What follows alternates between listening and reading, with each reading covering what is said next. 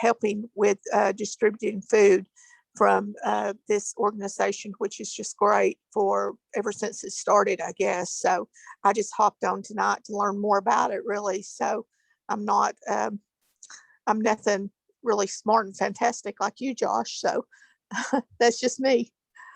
No, My goal is just to help people.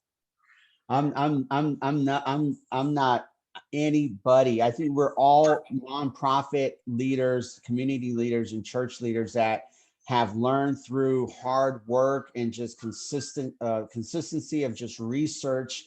And if we all get together and we share what we learned, we're gonna, it benefits us all. So we're all in the same, we're all in it working together. Andra, how about yourself? Hi, everybody. My name is Andra Pruitt, and I am the executive director and founding member of Franklin Suzuki Academy, which is a music school in Franklin, Tennessee. And our mission is to provide excellent, high-quality Suzuki music education to children in our community. And we have 4 of the most talented, bright teachers working together to create a community music school. And we're very small right now. We have 4 teachers, and we have, on average, we have about 40 students. And now, because of the pandemic, we have been doing everything online, and that's a real challenge because our beginning students are as young as 3 years old. So trying to teach violin, which is already hard, to a 3-year-old online is even harder. So, but the thing is we've survived and we've adapted, and we have become even stronger teachers through this limitation that we've had for being online. So my goal, I have many, and I think probably some immediate needs, recruiting board members, getting them excited about our program is one huge thing. Obviously always increasing revenue, but I think maybe the main thing overall is just networking, meeting people in the community who are interested in our mission and who we could maybe help each other with. Since we have lost our space, we are looking for new space to rent, whether it's through a space that is used during the day but not during the nighttime, so we can hold our classes or lessons, church space, anything like that. Those are our immediate needs. But and then I think maybe the last need is getting me to not burn out. And I love going to classes like this because I'm always inspired by everybody else and the hard work and the missions that they're fulfilling and their heart for helping others. So I'm really, really happy to be here, and thank you for having me. Okay, let's go. Alexander, is that correct? You there? I know Alicia just texted me so she's on and she's listening. Her and Markeisha, they have a nonprofit called Covenant, Believers Covenant, and their nonprofit, and correct me if I'm wrong, Alicia, you could text me, but they provide clothing to the needy. They provide food. They work with us in the Farmers to Family Food Box program. And so they're kind of all around doing a little bit of everything as well. I know they're right now building funds for a forklift and a trailer. Josh, somebody's playing music, drowning you out. We can't hear you. Okay, hold on 1 second.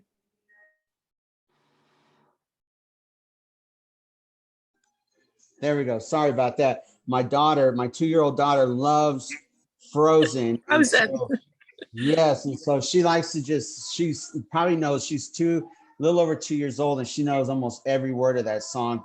Can't understand her, but you can pick up certain words that come out. But yeah, so I want to thank Alicia and Markeisha for joining us this evening. They run Believers Covenant, which is a nonprofit in Nashville. They also, they provide clothing to the needy. They have food drives, a little bit of everything. Right now, they're raising funds for a forklift and a trailer so they can do more in the community.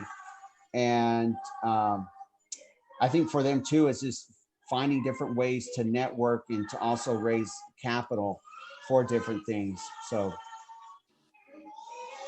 is Alexander, are you available to get off of mute? I guess not. Okay, Vivian or Charita, we'll have more of that.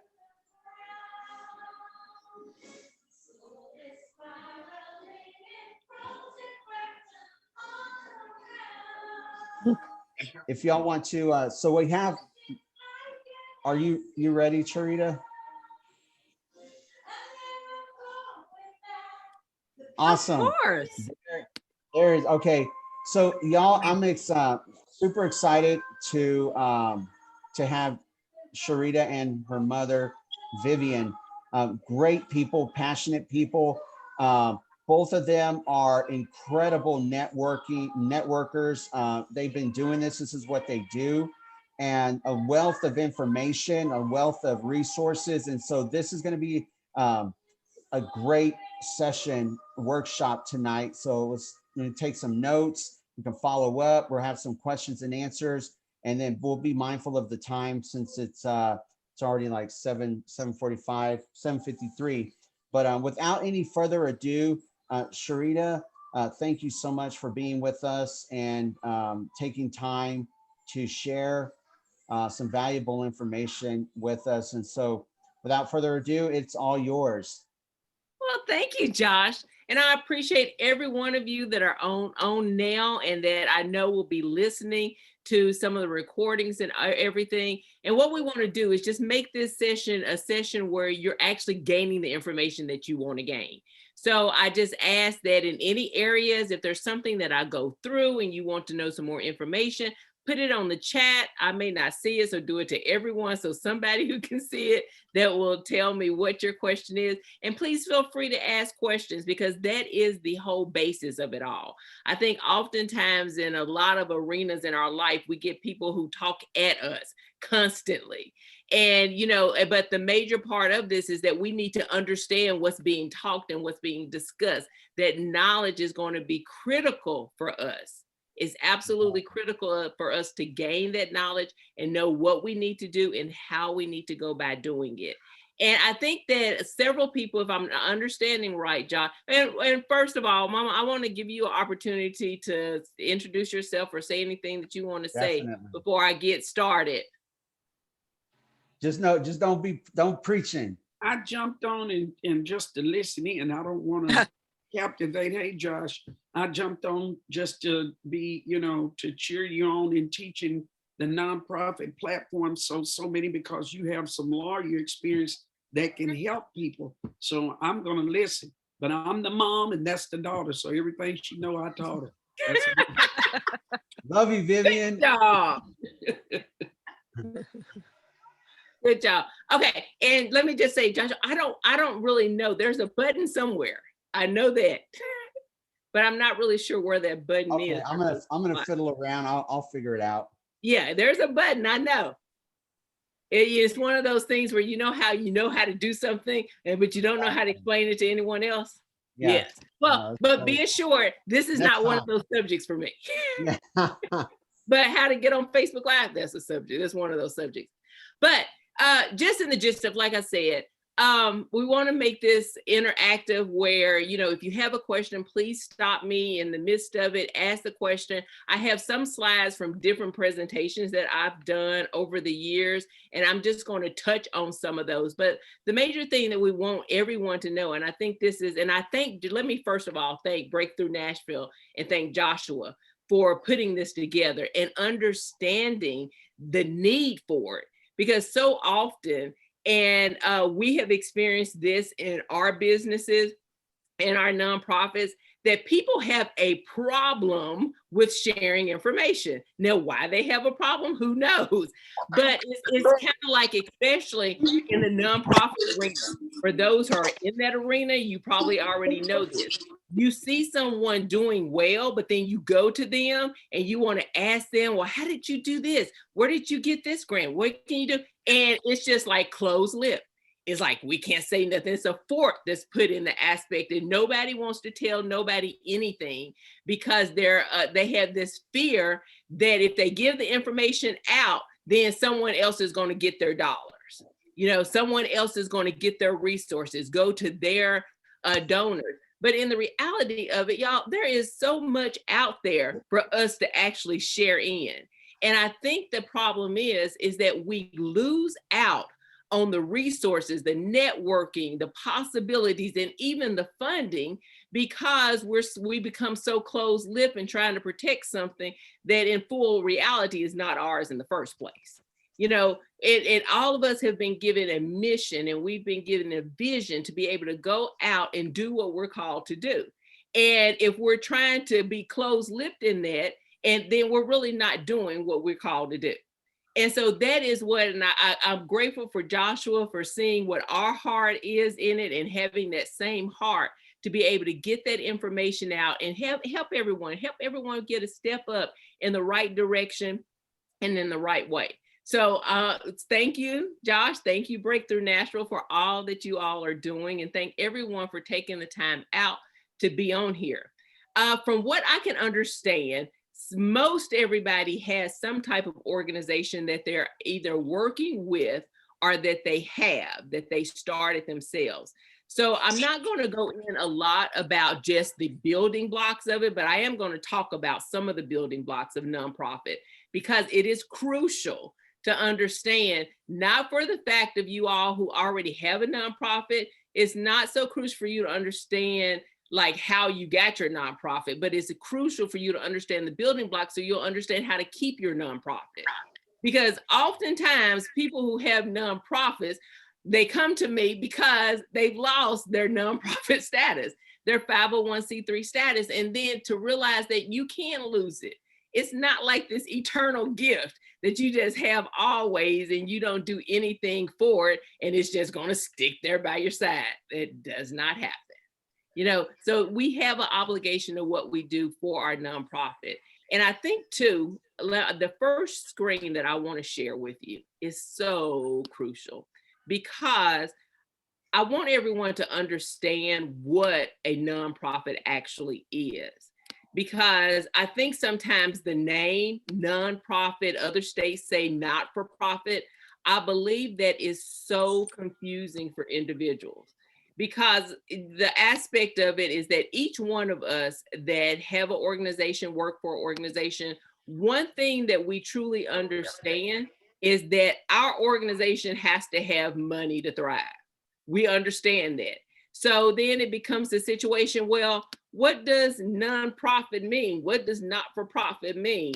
And, you know, why does that only mean that we're getting in this and we have to rely on a government organization or someone to give us grants? Well, no. And that's why we see that a lot of organizations, unfortunately, are failing, because there's this mentality that, for one thing, there's a deep mentality with a lot of people that, especially those who come to me and desire to be one of my clients, that there's this mentality that, oh, I'm going to start a nonprofit, I'm getting my 501c3, and then I'm going to go to this government agency or this organization and tell them what I'm doing, and they're going to hand me this bucket full of money, and I'm going to be able to operate in the fullness of everything that I do. And a lot of times people think I'm going to be able to quit my job and I'm going to get a salary from my nonprofit organization. Well, it doesn't work like that, you know? And that's one thing that I always tell people, be sure that you're getting involved, whether it's your for-profit business or your nonprofit business, you're getting involved with purpose and what is your personal mandate. Don't go running after the money. So many times I see people who want to start nonprofit organizations and want to start programs because someone mentioned there was money out there to get. Yet they have no interest in the program. They have no information about how to do the program. For instance, let's say of what Josh just called to do in regarding the food. There's people who will go after that food dollar and don't want to communicate with people, have no interest in working with organizations, but they see that there's money available and they go after it. That is just a failed attempt waiting to happen. Because when you go after something for the money, the prestige, and not for what your vision and your mission is, then you are just, I promise you, it will be a failing attempt. I can say that from experience. I have done that in the aspect of being in a position where money was just offered to me after doing the nonprofit that was my passion, but that money in different areas were offered to me, and then I'm accepting it, but it had nothing to do with my vision. And so to clean up a mess is worse than to just stay away from the mess in the first place. So just to kind of realize that. I'm not going to go majorly over the business structure, but to most of you to just know, this is just a slide that I got from the SBA, and I use this a lot of times in my classes, and it just tells to give people understanding of where they fit in this structure. As a sole proprietorship, where it's just you and your business, and you're doing everything for it. As a partnership where two or more people to come together, limited liability company, corporations, and you'll see there's a bunch of different corporations, C, S, and B, but we're not going to get in that because we're going to talk about mostly the nonprofit corporation. And you'll see it, a nonprofit corporation. Now this says one or more people, but I'm going to tell you in most states, it is required that you at least have 3 people on your board to be able to form a nonprofit corporation. In most states, those 3 individuals need to have an office of, one has to be a president, one has to be a secretary, and the other person does not have to have a title of a board member, a title for the board, but they have to be listed as on the board member. Now that third person, that could be your vice president, that could be your treasurer, but they're not required. But most states, including Tennessee, Alabama, Mississippi, all of those require that you have 3, and that 2 of them are at least your president and your secretary, that those roles are covered when you're forming your corporation. And there's several different reasons why. Now, all of you will know why you would have to have a president of your organization, because they're supposed to be your general contact person, the person who is going to pretty much handle everything, field the questions, get things done, and work with your board in organizing it. Even working with your whole board is supposed to generally work together in hiring personnel, executive directors. But also, a lot of you know, in starting out new, that the people who are starting, the incorporators, those are usually the ones that are the president, the executive director, and everything all wrapped in one. You feel all of those wonderful roles, okay? And so in that aspect, we want to just make sure that, like for the secretary, the reason that a secretary is important, and this is something that a lot of people don't realize when they're looking at their board of directors, because we look at what we see personified of what a secretary is. And for instance, like I've been watching a lot of old Carol Burnett shows like Mrs. Wiggins and things. So when you hear secretary, you think of those images. But in a board of directors, your secretary is an essential part of your board. Your secretary is the one. This is why why most states and the government require you to have a secretary, because this is the person that's on your board that is saying, I take the responsibility to make sure that the requirements of the board are being upheld. The minutes are being taken, notes are being taken, board members are being notified correctly. Because, one thing that we look at is we get on our boards and we start these organizations, but we really don't understand what the makeup is, and we don't understand why we're following what we follow. Okay, and I'm gonna kind of slide away from that and go back to that in a minute, but I want to get to this. Let's understand the difference between what nonprofit versus for-profit means. And I do this with the boxing gloves because I think oftentimes it is a battle and a fight for us just in general of understanding the difference between these two. understand both, realize this, are businesses. Even if you have a religious organization and a church, and it is a nonprofit corporation, a 501c3, despite the religious and spiritual nature of that organization and what God is leading that organization to do spiritually, realize it is a business. And you have to handle your nonprofit with the same magnitude that you would handle any business. Your nonprofit must be doing those same things. Look at the scopes of what we see Walmarts and Walgreens and all these other things, and even that do through Etsy and all of those. These are businesses.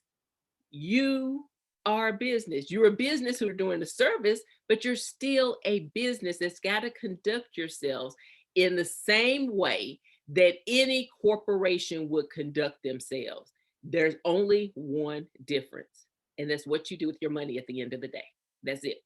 That is the absolute difference.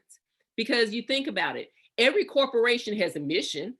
Your mission is just charitable, but another corporation has a mission that they have. A for-profit corporation has a mission that they have to uphold. It may not be charitable, but it's still a requirement that every corporation has a mission.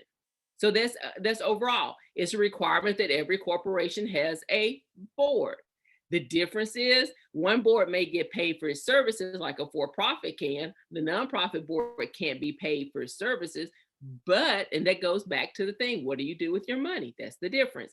But you still have to have the same type of board members, president, secretary, and other board members. It has to be at least 3 forming the organization. You can go out and have more than 3. I'm always going to recommend you always have an odd number, and we'll get back to that in a bit.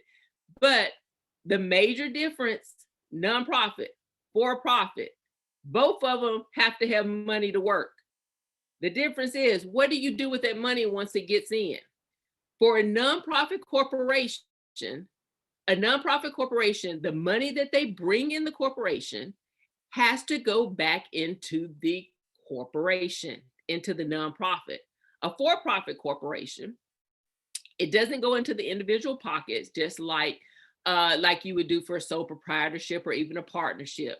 But a for-profit corporation can pay its board members for being on the board. That's why a lot of people, you hear, for instance, do you ever wonder when people stop being in presidency, or if they stop being in their governmental positions or certain things like that, how you hear like they're now on the board of Facebook, or they're now on the board of Google, or they're on the so-and-so board? Well, they're not doing that just because of the generosity of their heart. They get paid to be on that board.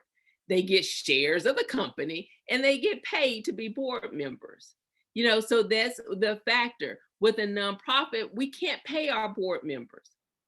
We can't do that with our money. We can own stores. We can own businesses and all this kind of stuff. But the profit that we make has to go back in the organization. Now, of course, the people in your organization, your employees, your directors, your things like that, they can get paid from that money, but it can't be pocketed. You can't say, oh, well, we got $100,000 in this year. We're going to split that money. You're so-and-so, you did good. We're going to give you 20%. You did good. No, it doesn't work like that. A nonprofit works based on a budget. If you have an executive director, the board meets, you decide what the executive director's salary is going to be, and that trickles down. But you can pay staff, but you can't pay your president, your vice president, your secretary, and those people for just sitting on the board.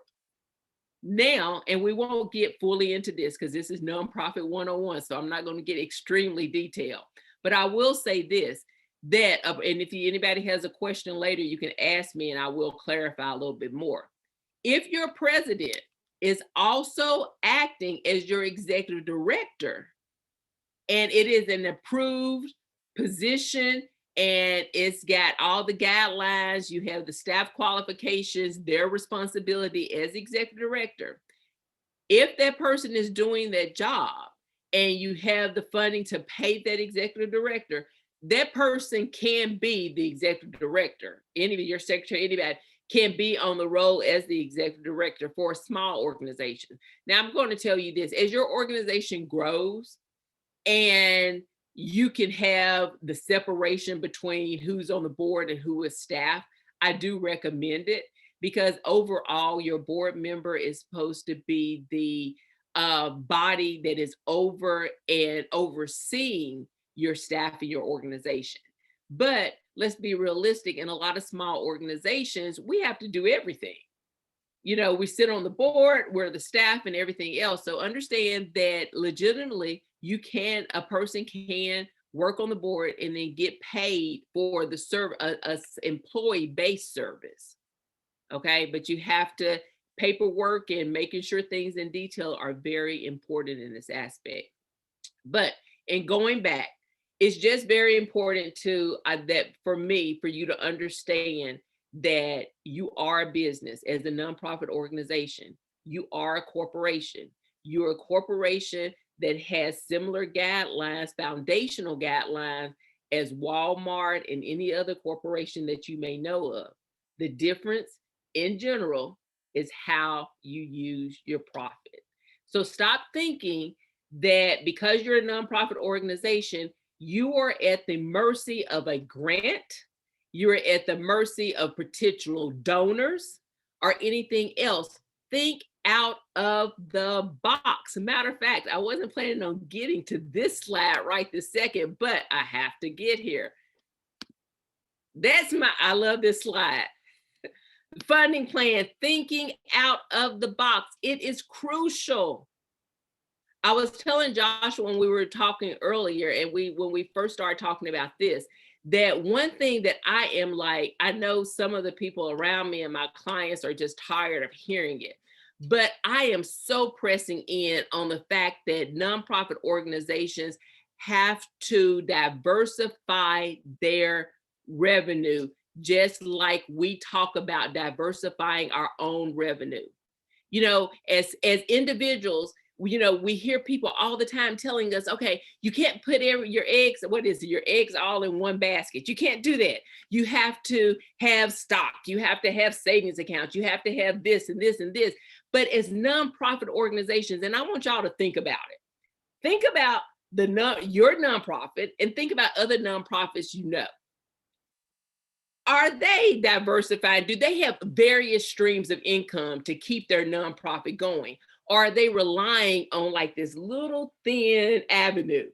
Like they got started with one grant, and that grant is going to take them to the motherland. They're going to allow them that it's always going to be there. This is where they get funding from. There's no problem. They don't have to think about anything else. Now, because we all know organizations like that. I meet them all the time.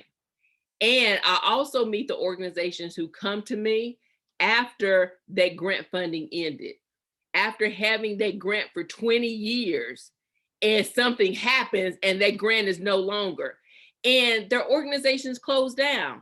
And I was telling Joshua, I was saying, there is no reason that an organization should ever close down because a grant ended or a donor passed or stopped giving or got upset with them. You know, that should never, ever, ever, ever be a situation that should happen. It should always be a thing that we have a backup plan. We're told to have a backup plan in our personal lives. For-profit corporations have a backup plan.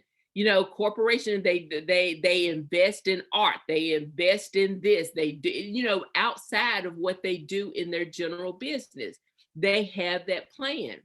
And so as nonprofits, it's crucial that we too think that way and try to think out of the box of how we can develop resources, how we can develop income. And even I think it's Andrea, am I pronouncing that right?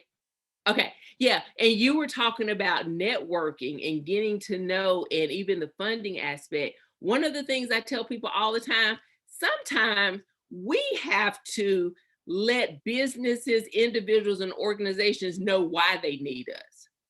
That's another problem with nonprofit organizations and our mindset is that we think everybody, because we put the sign up and we say that we're doing this and we're here, that automatically people are going to realize why they need us in their community, why they need to assist us in the resources and help us thrive. But we have to realize that everybody just doesn't see that light all the time. So it's important for us that we have to stand up and let people know why they do need us. We have to go to them and tell them the importance of our shared commitment. Because too, we're in a society now where more corporations aren't just giving money to give money. It used to be this thing where, oh, we can go ask them close to the end of the year to give a donation because it'll be a tax write-off for them. Well, there are so many resources and tax write-offs now, that just doesn't work as well these days. You know, I still have a couple people who will donate to some of the organizations that I work with at the end of the year for their personal tax write-off, but it's not a thing that corporations are doing as much because corporations want to also know what is their benefit in it. What is their benefit in collaborating with your particular organization? What are they going to gain from their work with you personally that they wouldn't gain with the other organization that is doing something similar to what you're doing? So just realize that you have to have a voice for your organization. I know we hear it all the time about the elevator pitch and people have all these contests about the elevator pitch. What can you say within 30 seconds to really sum up your organization and all this? We have to constantly have that with us too. And stop thinking that because we say we're a nonprofit, that this is going to start giving some heartstrings and the violins are going to play when we go and we walk into the room because people are going to realize the wonderful things that we do. No, it's not always, it doesn't always work that way. Sometimes we have to tell people why we are important to them. And don't be fearful of not telling it and not speaking up. The other thing, and just in the development of your organization, like I said earlier, do not follow the money, follow the vision and the money will come.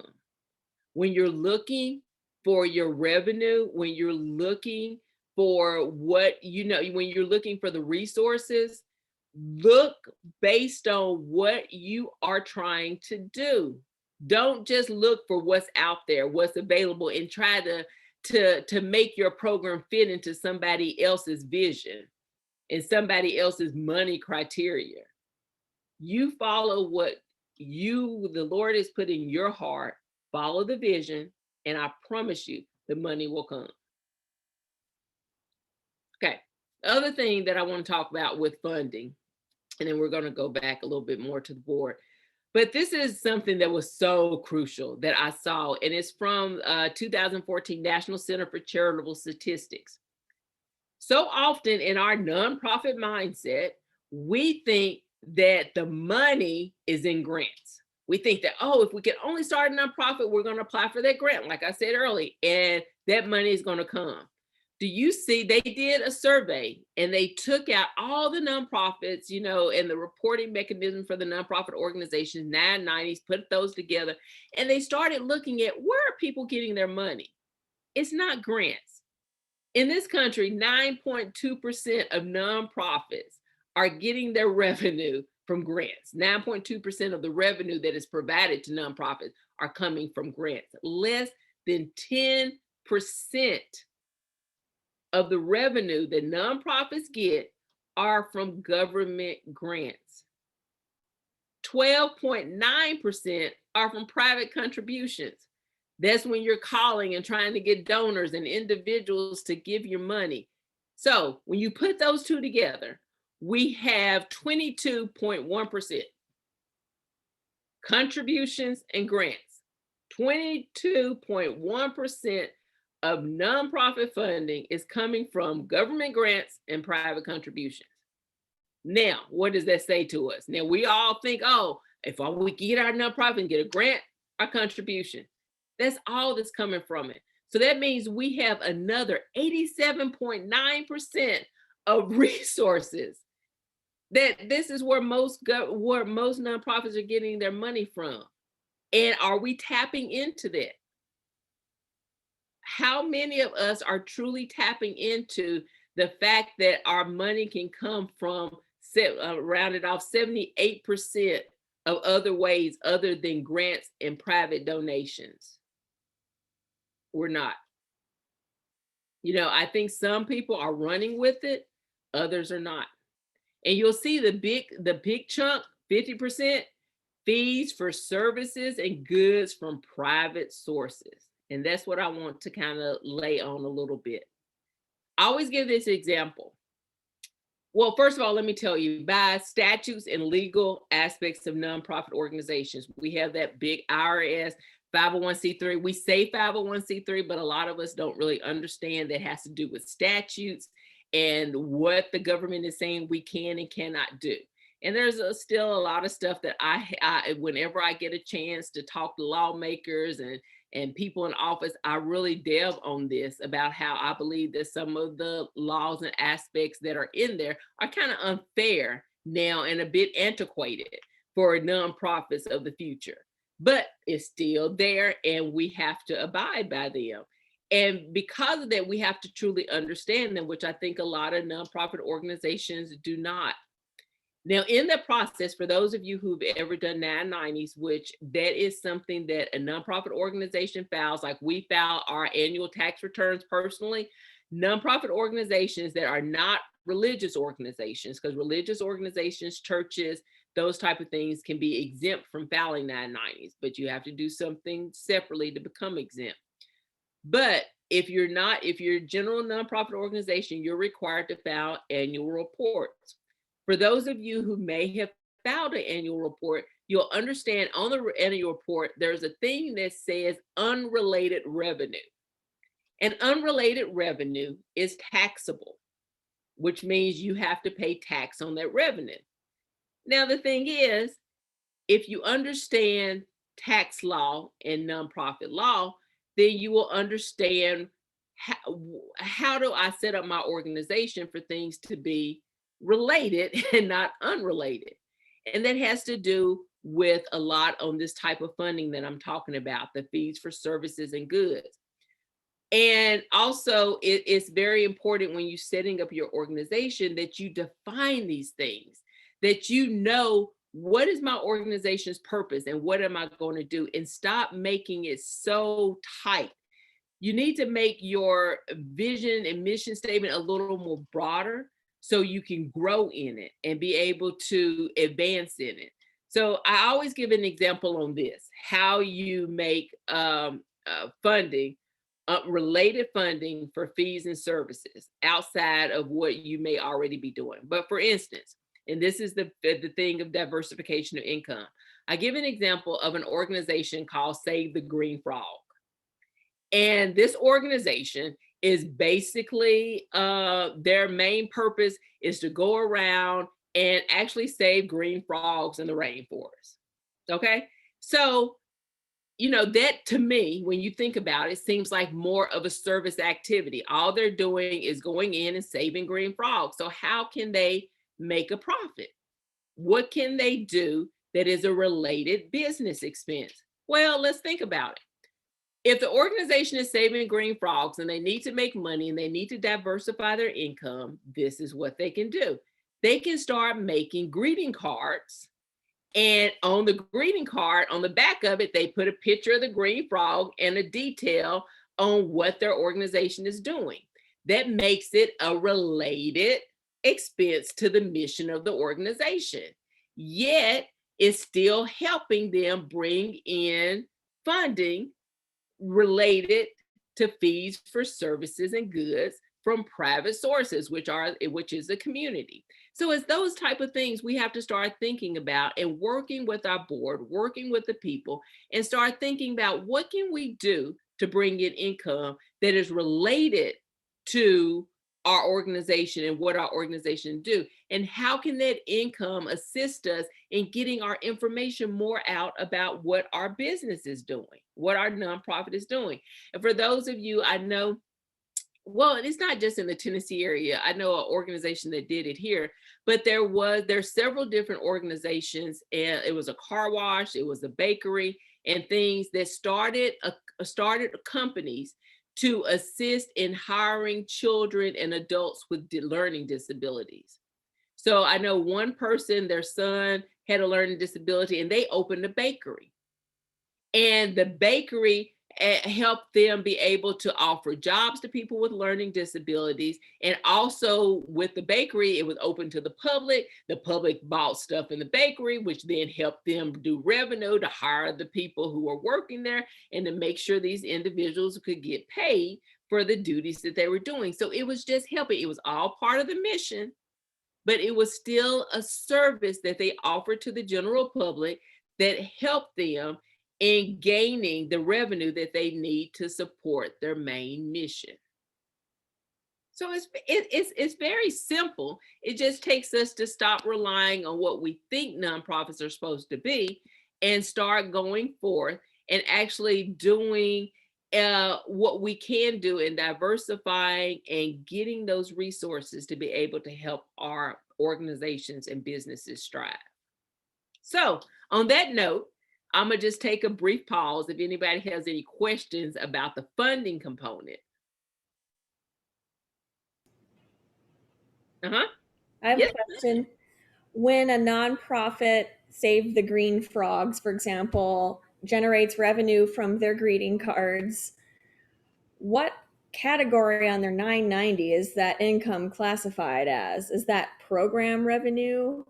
Yep, that's it. Okay. Yeah, because it's not administrative. Because administrative is just dealing with the things that you have to do on a day-to-day basis. You know, those aspects of banking, those type of things. So as much stuff as you can do as a nonprofit that can go in the program services revenue, you know, it needs to go into that category. So start thinking anything that you're doing that is assisting in direct services to your mission statement is program service revenue. So for instance, the greeting cards have information about how you're saving the frogs, or maybe it would have information on what you need to do to the environment to make the environment more safe, frog friendly.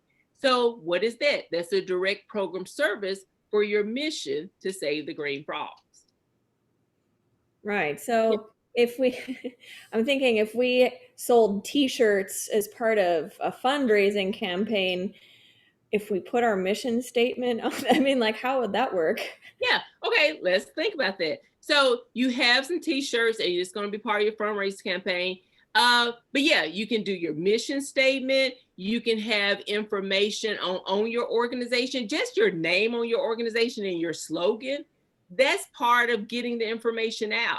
Why is your organization, what's the standout point to your organization? What stands it out? What if there was one thing that you wanted people to know about your organization? What would that one thing be? And what's that picture that you want when they think of your organization?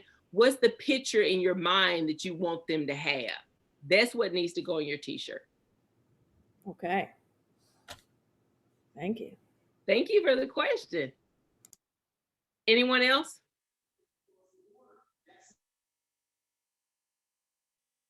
Okay, we're gonna go on. Let's go back to, yeah, let's see. Okay, this on right here, I'm going away from funding, going back to the 501c3. This is what it says on a 501c3 organization. An organization must be organized and operated exclusively for exempt purposes set in section 501c3, which is a statute, which means a law. And none of its earnings may inure to a private shareholder or individual. That means you cannot pay your board for just being on the board, you know, of your nonprofit organization, unlike for-profit corporations can do. In addition, it may not be an action organization. For example, it may not attempt to influence legislation as a substantial part of its activities, and it may not participate in any campaign activity for or against political candidates, okay? That's basically the general definition for a 501c3. Now, the exempt purposes. The exempt purposes set forth in Internal Revenue Code section 501c3 are charitable, religious, educational, scientific, literary, testing for public safety, fostering national or international amateur sports competition, and the prevention of cruelty to children or animals. And a few of those have been added. The amateur sports, the prevention of cruelty to children and animal is something that some of us who've had nonprofits for decades may have not seen. But that is generally what a nonprofit has to fit in one of those areas.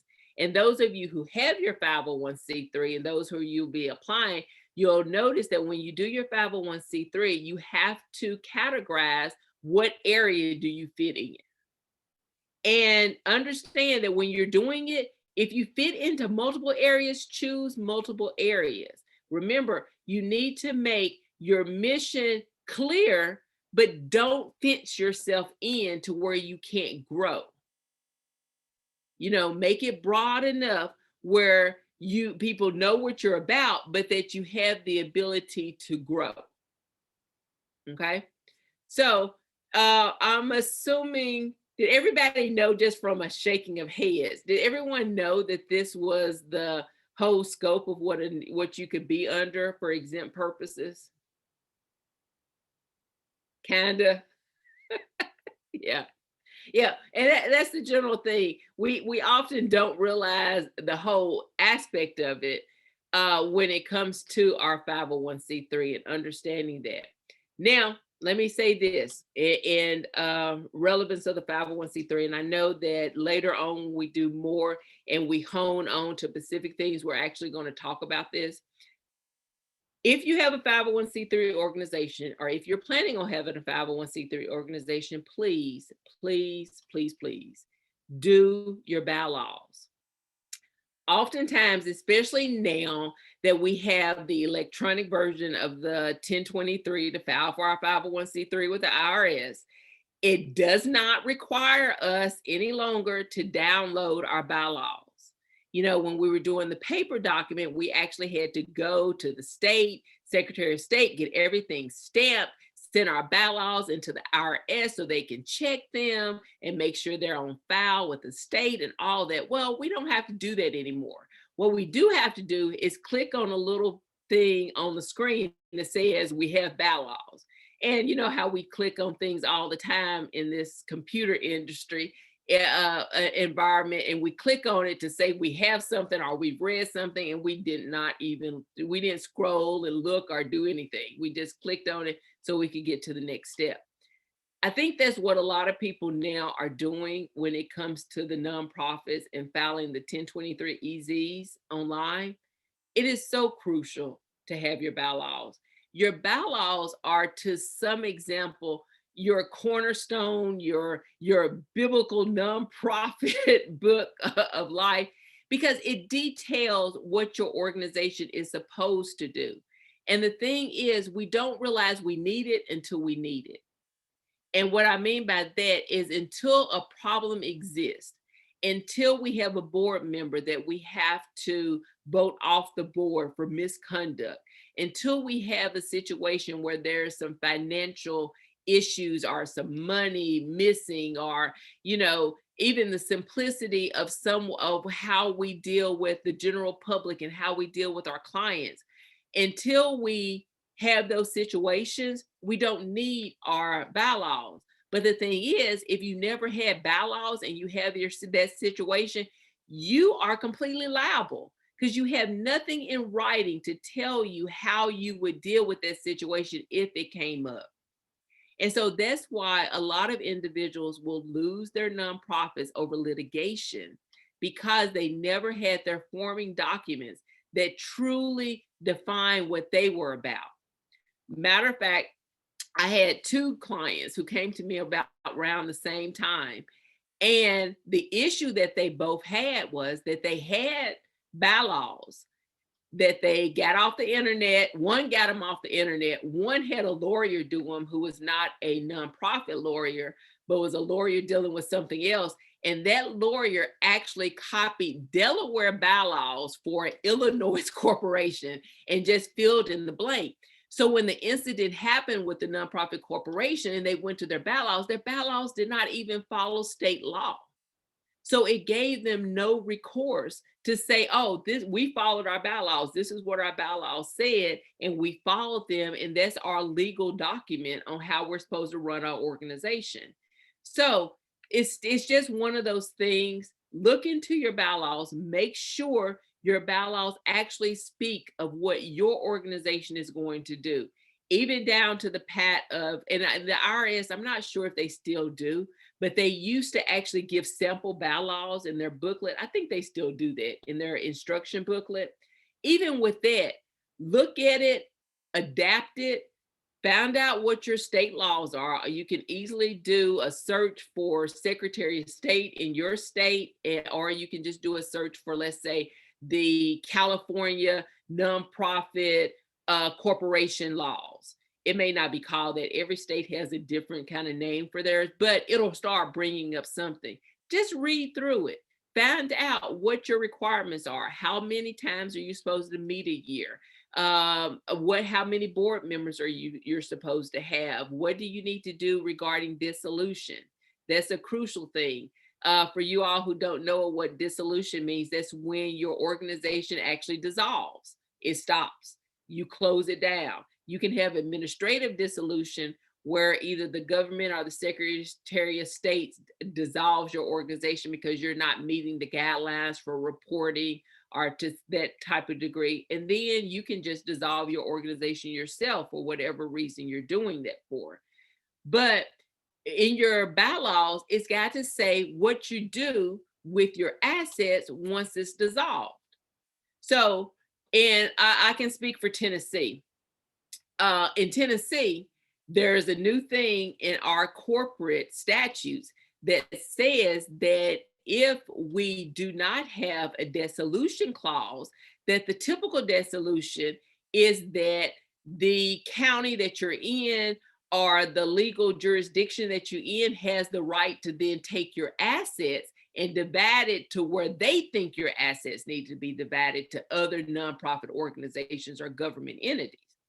Okay, so right there, you didn't pay attention to your dissolution. You dissolve, you have another organization, a parent or sister organization, you have an organization you've been working with, and you want to give your assets to that organization, whether it be property, whether it be cash, all of that. Well, you know, typically somebody may not say anything when you do that, but let's say somebody wants to disagree with you on that and take you to court for that and say, well, they have no right to do that. Well, why don't they have a right? Well, they never said that in their bylaws, and state law says that the county has the right to take the assets and divide them where the county thinks it needs to go. That's one of those things. That's why it's so important that your documents define what you are trying to do. And don't just go, like I said, don't just copy something off the internet and just say, oh, this is fine, let's put our name on it. Still, the internet stuff is good for resources. Look at it, just see what you need to change. If you need to call somebody and ask them, can I change that? Is that part of the state? Do that, or just go start looking at statutes and searching. The Google is wonderful for searching. It's horrible that they keep everything on you that you do search, but it is a resource to help you get that information. And Josh, you're going to have to kind of keep me with time because I know, or am I good? And I see some chats. Okay, that's to everyone. Okay. Okay, but yeah, just let me know on time wise because when I talk, I keep talking. And let me know when we need to wrap up and go to question and answer and just open up the board in general.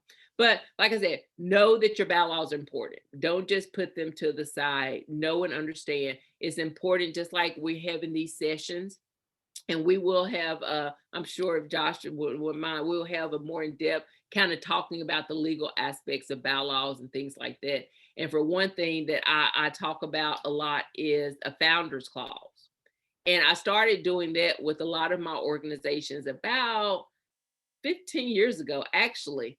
And the reason I did it because I met a woman and heard a story about how someone started their nonprofit from nothing, absolutely nothing, running out of their home. no money, no resources. And they, with determination, they built it to have a multi-million-dollar organization that was building housing for disadvantaged and low-income families. And they did this for 20 years of their life when they didn't have no one helping them and all that. When the organization reached its peak, the board members had a meeting and voted her off her own board. And when I heard that, I said, I will never allow that to happen with anyone I work with. And so I started researching the law and developed what is called a founder's clause. And the founder's clause just purely says that this person is a founding member of the board of directors and shall always have a perpetual seat on the board. Now, it's for all legality's sakes, it's not saying that they can always be the president of the corporation, because that person may want to step down and let someone else take on that role, depending, everybody can't do that same role for all their life. But it's just a clause to protect that person from being ejected from their own board. Yeah, and I will say this, it's more for individuals who started their own organizations. It's a little different because I work with a lot of churches and ministries. When a group of individuals start an organization, one person can't say, I'm just taking the founder's clause and I'm going to do it. Well, it was really not their organization that they particularly started. It was the group that started it. And for that, I've worked with some ministries that have started. I've just said that the group, that founding group, would have to have representatives, a representative on that board at all times. So for instance, if a church started a community development corporation that was general, then I put a clause in there saying that so many members, or at least a member or representative from this particular church, would always have a perpetual seat on this particular board because they were the founding organizers of the board. So that's something we kind of think about. And when we think about board, we have to realize that in all reality of it, a nonprofit board is not your property. It does not belong to you. You may have started it. You may have put all the money in and everything, but in general, it is a community organization. And because of that, that's why people have the right to vote who they want in. And if the majority wants to vote you out, they have the right to do that, without, that protection. And so we have to realize that even in the business that we do, that we don't have the legality rights just to hone in, to take, and to do, and that goes back to the profit thing. As the person, the founder of the board, you don't have the right to misuse the money. You can no longer say that, I put this money in, and because I put this in, now the organization is making money. I now want 50% of what the organization makes. No, you don't have that right. And that's why it is really a lot about the heart of the people who are starting nonprofit corporations, is to make sure that your heart is of service and that your heart is of doing what you're called for, your vision, your mandate, the mission, and not about profiteering and just making money to make money. Because I hear that too. And that's, go back to what I said, don't go after the money, follow the vision and the money will come. Because a lot of people are out there, unfortunately, who are going after the money, who are just in the nonprofit arena for what they think they can get from it. And in the end, it is, I promise you, I see it all the time. It does not last. And you end up in worse situations than you started from. So it's just best to just go and do it the right way and get it done. So be aware, be prepared, know your state secretary, state's office. Usually it's like SOS.Tennessee or Tennessee.SOS or TN.gov/SOS or Alabama.SOS. So just search it at Firefox, Google, wherever you want to search it. Search for your Secretary of State office and you'll get a vast information on that. Research your state and federal laws. Know what you're doing with your business. A lot of people have articles and things on it. So go to those articles, research it, ask questions, search for information, read it, find out what you're doing and how you can do it, and go for it and thrive on it. Anyone have any questions on that?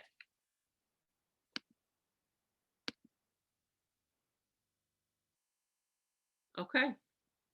Well, what do you think, Josh? Did I put out enough information? Am I missing anything? I think the information that you shared with us this evening is incredible. I see some taking notes. I've been taking notes on my phone, and it's just it's good. It's good information. I mean, we're gonna probably. I mean, I think we should carry this for next month. I think we should go along the same line that we're doing right now for next month. And just keep this going, because it's that founding clause. I don't know if anybody out there knew about that, but I didn't know about the founding clause. And there it is true that you get voted off your board. You know, you see pastors that start a church and the board votes them out. And it's like everything that they've built is just gone. And it's sometimes it's not monetary, but it's just the time and effort that you put in and invested. And a lot of times you're the face of that nonprofit or the church, and now you're not. So I really, I know we're working on our bylaws to include that as well. Anybody have any questions, any comments, anything that they want to add? If I could, if some of us can maybe get off of mute and maybe share something that you're going to be taking away, something that you learned this evening, something that you'd want to have brought up in a future workshop.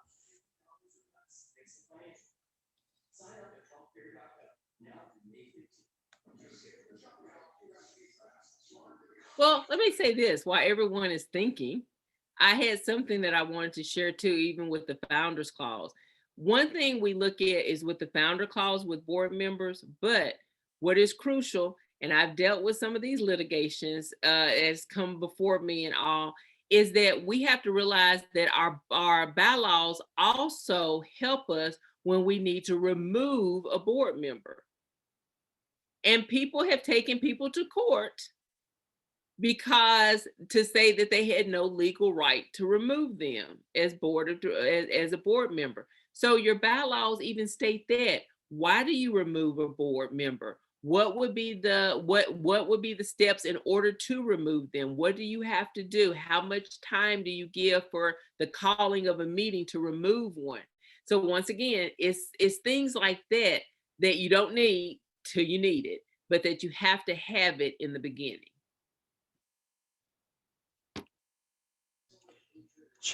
Charita, maybe you can give everyone your contact info, maybe an email address. If they have a question, they can email you. Yes. Okay. My email is cjohnson, JOHNSON and it's one of my consulting companies, Mattiossie, which is MATTIOSSIE.org.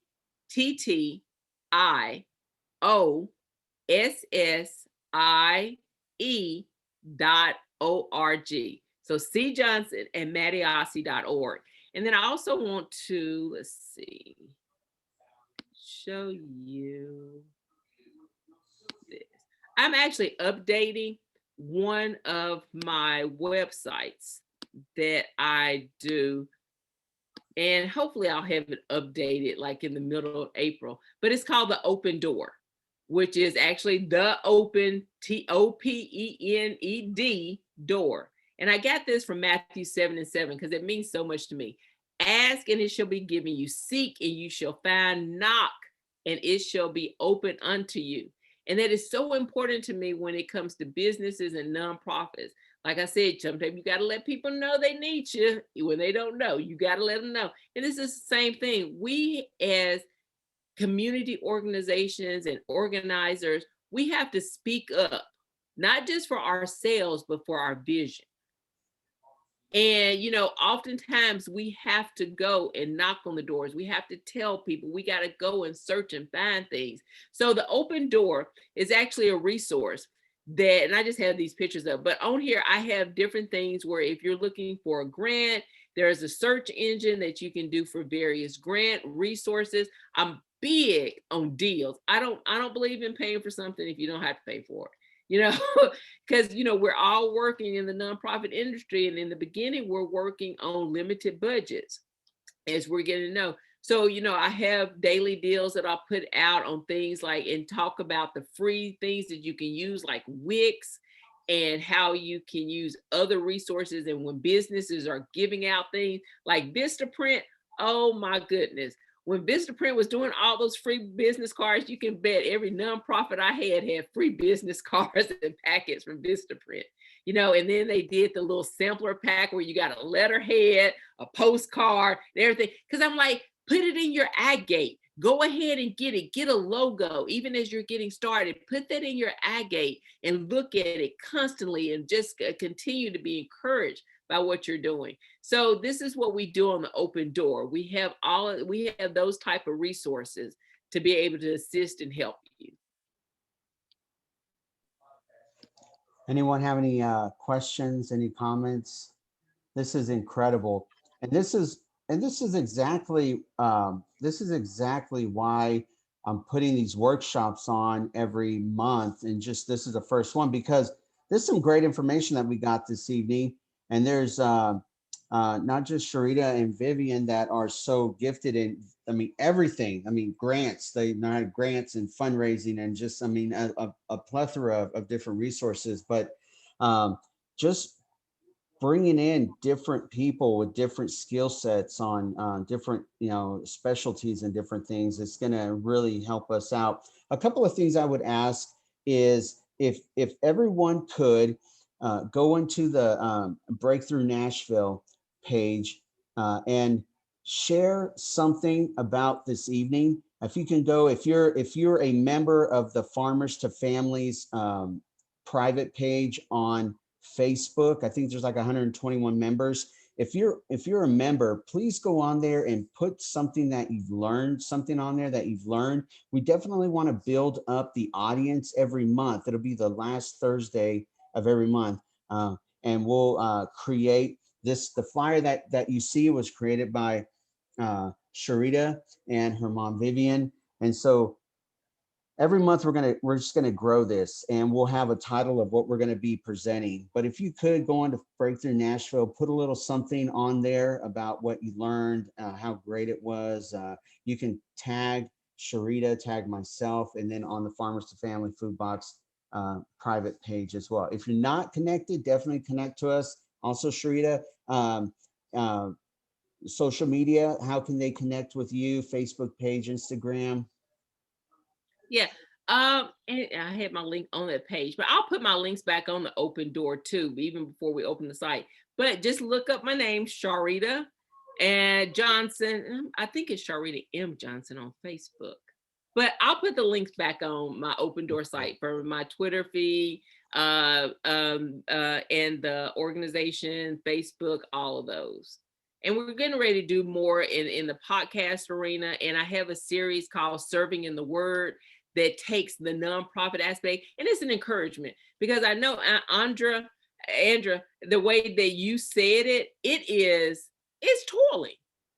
This is a toiling type of job. We're trying to do what we're called to, but then we oftentimes are out there by ourselves and wondering where the help is coming from. And often, and me and Joshua talked about this, and I tell people all the time, we get so needy for somebody to just kind of say they see the vision, that unfortunately we allow people in that don't have the aptitude to be where they need to be. I see that all the time. You say, oh, this person really wants to help, and we start grabbing them and holding on to them. And then we realize we got a mess. Yeah. And so we have to realize that. So, we just want to make sure that we encourage people, and to just kind of give a platform like this for you, like you said, for people to understand that there's many of us who are going through the same thing. and we can help and get together on this platform like Joshua created and just say, hey, we understand, we're here for you. We've experienced this. You tell us what you've experienced, we share, and then we figure out together how can we help each other. The other thing too, coming up for our next workshop next month, if you are interested in some certain topics, definitely you can email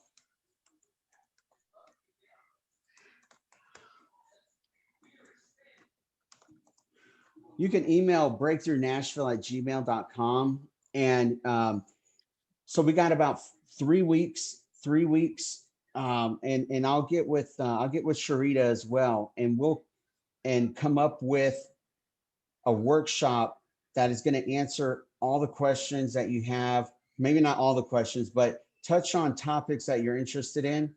And then also, if we could invite somebody to join. I promise this is the very first workshop. It's had some technical difficulties and some other things, but I promise you the next workshop, I mean, it'll be from 7 to 9. We'll have some time for presentation, questions and answers, some discussions. I'd like to share some best practices.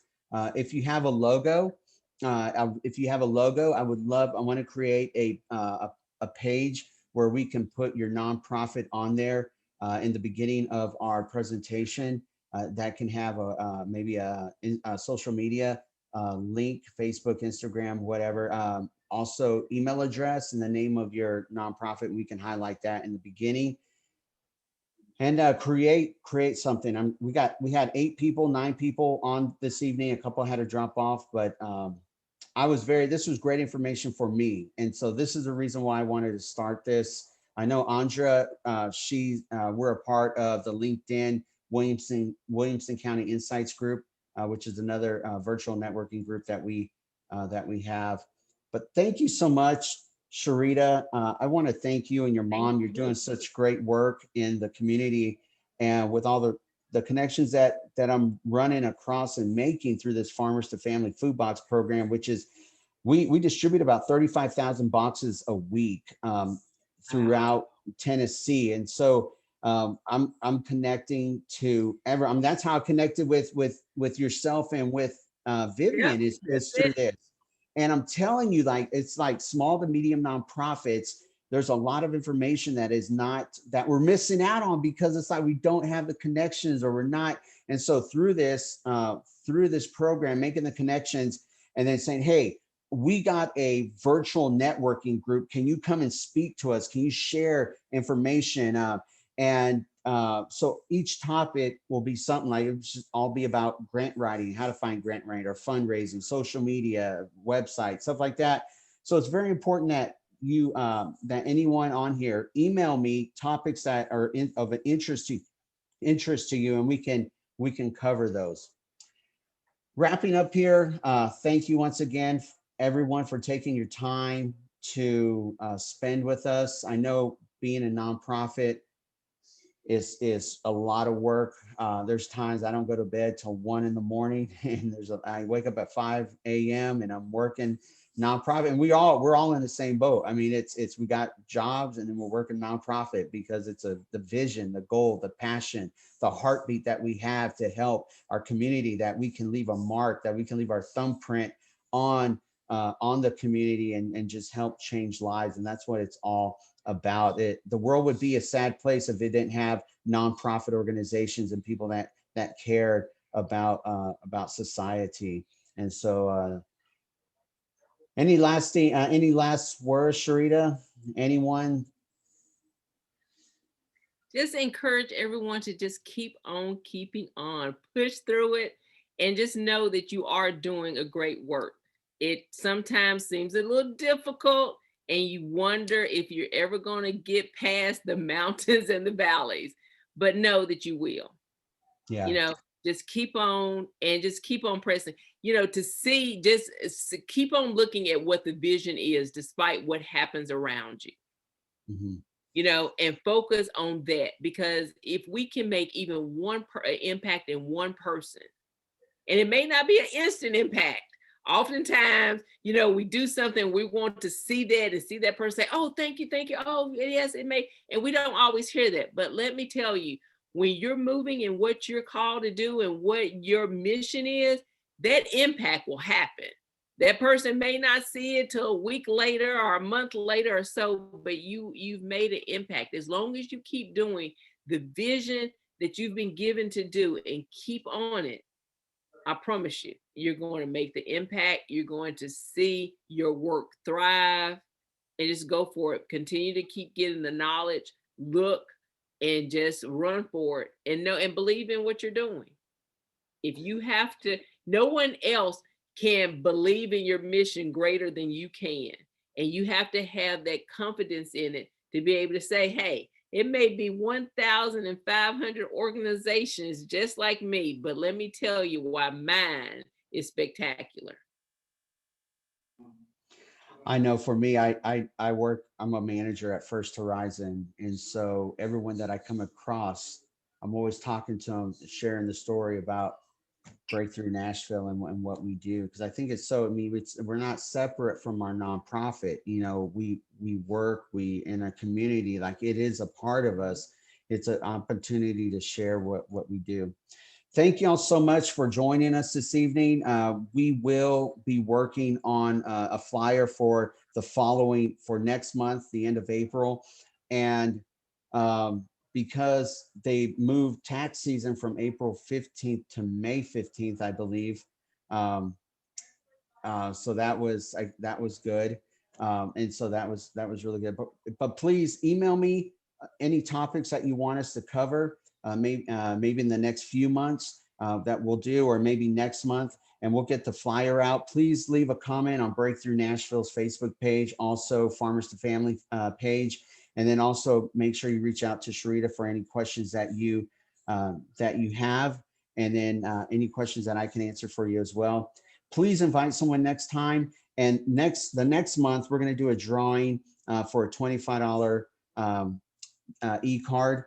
To somewhere. I was thinking maybe movie tickets, which I like, but we'll do that. And so thank y'all so much again for joining us. And if there's any questions that you have, feel free to message us, but please email me. I can't stress that enough. Email me topics that you want us to discuss. And until next month, remember, we're logging off here, but we're all just a Facebook message away. We're all so close. We're here. Hopefully during these times, we're going to build community. We're going to get to know each other better. We're going to be able to know what each person specializes in and be a resource to each other, because we're not alone and we're creating community. And I know I'm continuing to network with other nonprofits in Nashville and in Middle Tennessee, spreading the word about this workshop, because we got some great resources that are speaking to us and that are going to help us succeed.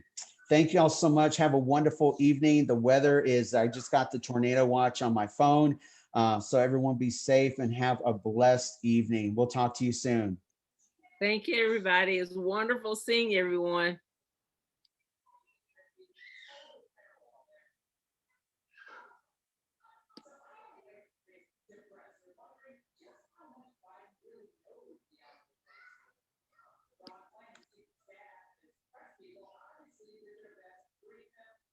You there, Dwight?